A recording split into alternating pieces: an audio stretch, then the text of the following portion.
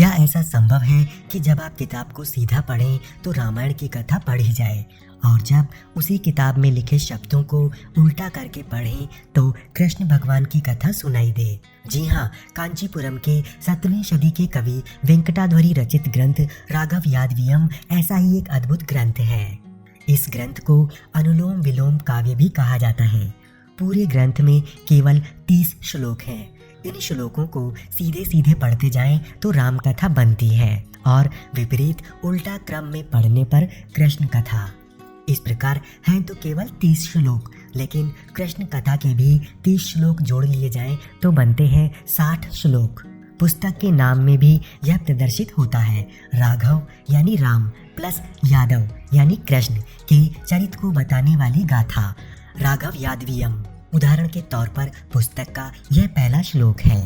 वंदेहम देवम तम श्रिंतम रंतारम कालम भाषा यह रामो रामाधीरा प्यागो लीला मारोग्य धे वासे। अर्थात मैं उन भगवान श्री राम के चरणों में प्रणाम करता हूँ जिनके हृदय में सीता जी रहती हैं तथा जिन्होंने अपनी पत्नी सीता के लिए सहयात्री की पहाड़ियों से होते हुए लंका जाकर रावण का वध किया तथा वनवास पूरा कर अयोध्या वापस लौटे।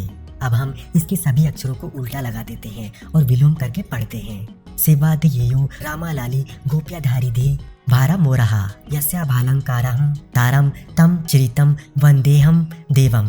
अर्थात मैं रुक्मिणी तथा गोपियों के पूज्य भगवान श्री कृष्ण के चरणों में प्रणाम करता हूँ, जो सदा ही माँ लक्ष्मी के साथ विराजमान है तथा जिनकी शोभा समस्त जवाहरातों की शोभा हर लेती है। इस तरह इस पुस्तक के सभी श्लोक अपने आप में किसी अजूबे से कम नहीं है। आप भी इन श्लोकों को देखिए और इनके विलोम रूप को देखिए और संस्कृत की महानता का आनंद उठाइए।